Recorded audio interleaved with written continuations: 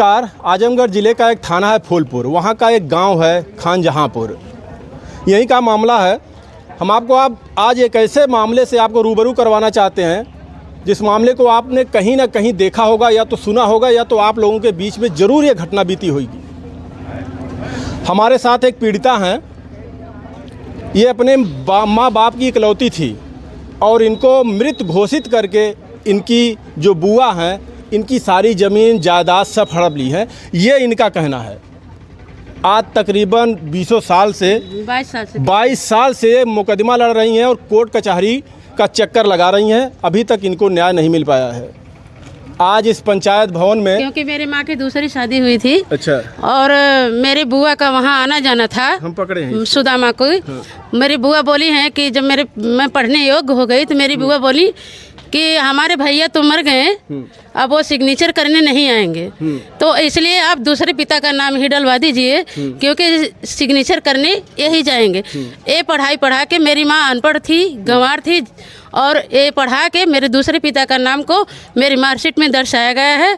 और मूल रूप से मैं फूलचंद की पुत्री हूँ और मेरे दादाजी का नाम लोलई है। मैं खंजहापुर की निवासी हूँ और मैं जब इस गांव में आती हूँ तो मुझे मेरी बुआ द्वारा गाली देकर मारकर भगाया जाता है और कहती है कि तुम यहाँ क्यों आती हो, तुम्हारा यहाँ कोई अधिकार नहीं है। मैं केस, जब मेरी शादी की चर्चा हुई, मेरे आज बुआ बोली कि आज तुम्हारी शादी यहाँ से हम कर देंगे, कल तुम प्रॉपर्टी में हकदार हो जाओगी। यही कहकर मेरे मतलब यहाँ से भगाया गया और शादी करने से वाले इनकार भी कर दिए।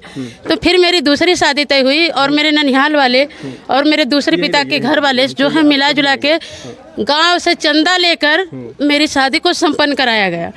और उसके बाद शादी होने के बाद फिर भी मेरा आना जाना यहाँ रहा और वहाँ कोर्ट में यही नहीं साबित हो रहा था कि सुमन ही राधिका है, कि राधिका ही सुमन है।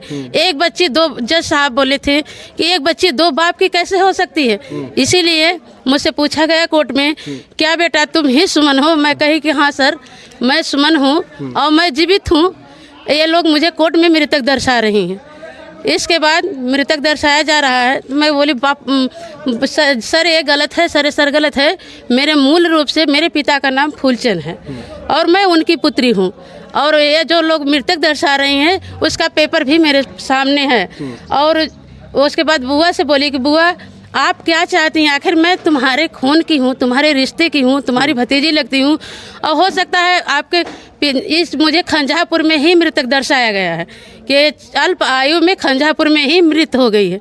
और उसके बाद वहाँ जो है कि कोर्ट में इनका लिखित बयान है सर, हम आपको देंगे, उस पर डालिएगा, जनता जानेगी और देखेगी कि ये हमें अल्प आयु में खंजहापुर में ही मृतक घोषित की हैं। और उसके बाद वहाँ कोर्ट में मृतक दिखा के मतलब इनकी एक डिग्री हुई है, इससे पहले हमारी डिग्री हुई थी, उस डिग्री को इन्होंने रद्द करा दिया है। फिर इनकी एक डिग्री हुई, फिर यही इलाहाबाद हाई कोर्ट में हमने DNA test, genetic DNA test की मांग की है और अपनी माता जी की मेडिकल रिपोर्ट लगाई है। और मेरे दूसरे पिता वो साबुत हैं, अभी जीवित हैं और उन्होंने मतलब ये लोग मुझे लावारिस समझकर फेंक दिए थे। लेकिन मुझे कोई अगर जिंदगी दे दिया तो इसमें क्या गुनाह है?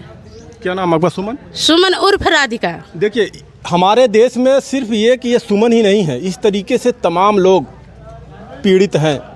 लेकिन सबसे बड़ा सवाल ये है कि जब कोई जाता है तहसील में, किसी को मृत घोषित करता है, अधिकारियों के पास जाता है, तो क्या उनका दायित्व तो नहीं बनता है कि हम एक बार पता करें कि वो व्यक्ति जिंदा है या मर गया है, उसकी सुधरही हुई है कि नहीं हुई है, मृत्यु प्रमाण पत्र है उसके पास कि नहीं है? सर, इनसे क्यों नहीं जाना जाता? पत्र मांगा गया है कोर्ट में, इनसे मृतक प्रमाण पत्र मांगा गया है, ये देने में नाकाम है।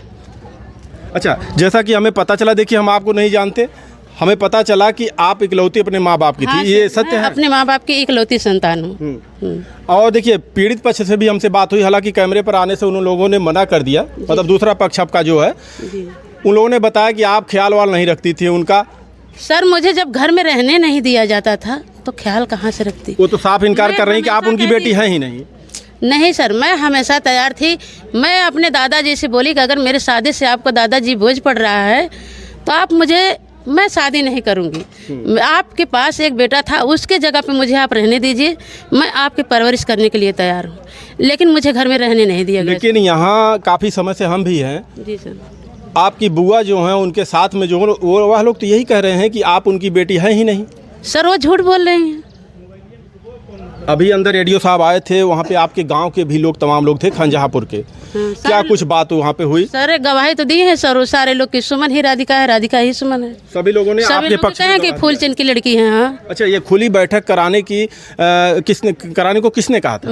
मैं सर की जज साहब वहाँ से आदेश दिए, तो उसके बाद मैंने कोर्ट से आदेश हुआ था। फिर उसके बाद मैं एप्लीकेशन मुख्यमंत्री जी को डाली हूँ और अपने जिले के डीएम सर को डाली हूँ, तो वहाँ से DPRO ऑफिस से लेटर जारी हुआ है, तब यहाँ जाके खुली बैठक कराई गई है। अधिकारियों सर बहलाते हैं। हाँ। हमने 6 महीने से फूलपुर ब्लॉक का चक्कर काट रहे हैं और मेरा ननिहाल इटकोइया में है, वो भी ब्लॉक फूलपुर में है। मेरे दूसरी माँ की शादी मानपुर खुरासम, वो भी ब्लॉक फूलपुर में है। और मेरे खंजहापुर मेरा पहला घर है जहाँ से मेरा जन्म हुआ था, वो भी ब्लॉक फूलपुर में है। और पहले परिवार रजिस्टर की नकल में सुमन फूलचंद दर्शाया गया है। दूसरे परिवार पहले वाले में मेरे बड़ी वाली बुआ का नाम नहीं था, और जब दूसरी वाली नकल में निकाली तो उसमें मेरी बुआ का नाम है। अब बताइए सर, आप लोग जब गुड्डी हैं तो किरण बन सकती हैं, तो सुमन है तो राधिका नहीं बन सकती? पहले उनका नाम, मेरे पिता पढ़े लिखे थे, तब के ज़माने में BA किए थे, बहुत विद्वान थे। जब हम लोग पैदा हुए सर, तो ये जाके हमारे पिता, किसी को पता ही नहीं था, हम दोनों का नाम दर्शवा देते थे। उनका गुड्डी दर्शाए थे, हमारा सुमन दर्शाए थे। अभी जो ADO साहब के सामने बात हुई है, आपके गांव के तमाम लोग, वहाँ पे बड़े बुजुर्ग लोग भी मौजूद रहे होंगे, उन्होंने क्या कुछ कहा? सारे लोग बोले कि वो उन्हीं की लड़की है, ये किसी और की लड़की नहीं है। क्या अभी लगता है आपको, विश्वास है, भरोसा है कानून पर, हमारे कानून व्यवस्था पर, न्यायालय पर भरोसा है कि आपको न्याय मिल जाएगा? सर मैं यही चाहती हूँ कि ये बात हमारे मुख्यमंत्री तक पहुँचनी चाहिए, हमारे DM सर तक पहुँचना चाहिए, और जो न्याय होगा वो सत्य होगा। जी देखिए, ये सुमन थी। अब ये तो कह रही हैं कि हम उन्हीं के बेटे, क्या नाम था पिताजी का? फूलचंद। मेरे दादाजी लेकिन देखिए यहाँ पे और तमाम लोग हैं, उनके गांव के कोई है भैया उनके गांव का? प्रधान जी आपको पता है? सर हम धन्यवाद आपको। और मीटिंग में हम लोग रहे हैं, ADO पंचायत साहब आए रहे, शासन प्रशासन के लोग भी रहे, तो उसमें तमाम लोग बयान दिए। ज़्यादातर बयान यही मिला कि सुमन ही राधिका है और राधिका ही सुमन है। अच्छा, कुछ लोग उसमें आपके गांव के ही ऐसे थे जो बयान उधर भी दिए हैं? हाँ सर, कुछ लोग उधर से भी दिए हैं सर। हाँ। ज़्यादा किधर से दिए हैं, किसके पक्ष? ज़्यादा तो सुमन और राधिका की तरफ। आपको क्या लगता है, आप भी इसी? सारे लोगों को देखने के बाद तो हमें भी लग रहा है कि सुमन ही राधिका है। अच्छा, यहाँ पर कोई खंजहापुर का है व्यक्ति, कोई है खंजहापुर के? जी ये देखिए, ये इनको दिखाइए भैया, थोड़ा सा बढ़िया से इनको दिखाइए। दादा कितनी उम्र आपकी? कम 78 साल की। 78 साल। फूलचंद कितने साल पहले मरे? अरे वो हमें ख्याल ना पड़े तो ना है। हाँ। लेकिन वो पहले मर गए, जब आप जानते, रेलवे से मरे थे। इधर आइए आप, यहाँ आइए, 31 अक्टूबर इधर आइए। हाँ, इनको दिखाई भैया इधर से। ये जो आपके बगल में खड़ी है, इनको पहचानते हैं आप? जी। कौन है ये? सुमन पुत्री किसकी है? फूलचंद की। आप ये साबित करते हैं कोई है? आप जानते हैं फूलचंद की लड़की। अब आप देख सकते हैं, ये उनके गांव के ही है। ये 78 साल उम्र बता रहे हैं, ये झूठ नहीं बोलेंगे। अब ये तो यही जाने, लेकिन यहाँ के जो काफ़ी लोग आए थे वो भी यही कह रहे हैं कि सुमन ही उनकी पुत्री है। तो आखिर इस तरीके से क्या, जब इनको मृत घोषित किया जा रहा था, उस वक्त क्यों नहीं जांच की जाती? ऐसे तमाम केस पड़े हैं हमारे देश में, मृत घोषित कर दिया जाता और वो तख्ती लटका कर घूम रहे हैं न्यायालय के आसपास कि हमें न्याय दिया जाए। 22 साल हो गए इनको मुकदमा लड़ते हुए। अब आप समझ सकते हैं।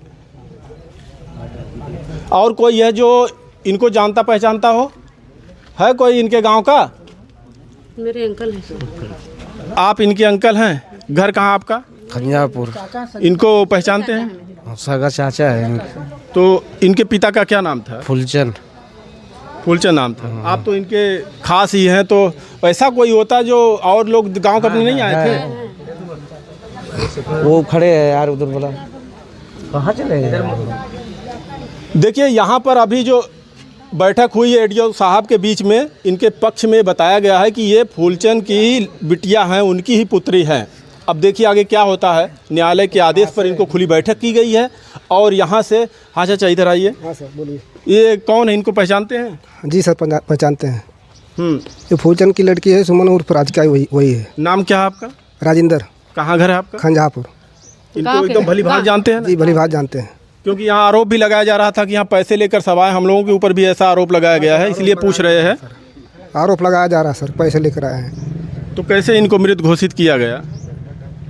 सर गाँव में कोई नहीं जानता, अपने बयान में दर्ज करा दिए। सर मृत घोषित किए हैं, गलत किए हैं सर। सुमन ही राधिका। देखिए आपके सामने ये खड़ी हुई हैं, जिंदा हैं। इधर देखिए, ये जिंदा हैं और इनके गांव वाले कह रहे हैं कि ये फूलचंद की ही लड़की हैं। इनकी बुआ को ऐसा नहीं करना चाहिए था। इनकी बुआ ही क्या, चाहे जो भी लोग हों, हम कहते हैं कि आप मेहनत से कमाइए। लोग झूठ बोलते हैं, हम कहते हैं झूठ बोलने से अच्छा है किसी के निगाह में अच्छा बनने से आप सच बोलकर गलत बन जाइए। मेरे पति की भी अवहेलना की गई है। बोले, ये लोग बोलते हैं कि इसके हेल्ला के साथ इसकी शादी हुई है, जो कि मेरे पति सफाई कर्मचारी हैं। ये लोग कहते हैं कि कोर्ट में कि ये शिक्षा मित्र है सर, ये शिक्षा मित्र है। तो जज साहब बोले कि वो जज बन जाए, तुम कौन होती हो इसकी ज़िंदगी में दखल देने वाली। बिल्कुल, एक कोर्ट से बयान आया है। बिल्कुल। हाँ, चलिए, बाकी आप सभी लोग क्या कहेंगे कमेंट में अपनी राय जरूर दीजिएगा। जिस तरीके से हमारे देश में कानून व्यवस्था काम कर रही है और लोग न्याय के लिए भटक रहे हैं, और जो कमी लोगों की भी, अपनों की भी होती है। प्रशासन के हाथ में है सर, सरकार के हाथ में है। जब चाहे मेरा डीएनए टेस्ट करा सकती है। 80 साल तक जेनेटिक डीएनए टेस्ट होता है। अभी तो हमारी दूसरी पीढ़ी है। भरोसा रखिए न्यायालय पर और प्रशासन पर। आप देखिए क्या आगे होता है। जी सर। बाकी आप सभी लोग क्या कहेंगे कमेंट में अपनी राय जरूर दीजिएगा। आप लोगों को क्या लगता है? हम अगले पक्ष से भी बात करना चाहते थे, लेकिन वो लोग बात करने से बिल्कुल मना कर दिए, इसलिए हम उनसे बात नहीं कर पाए। धन्यवाद।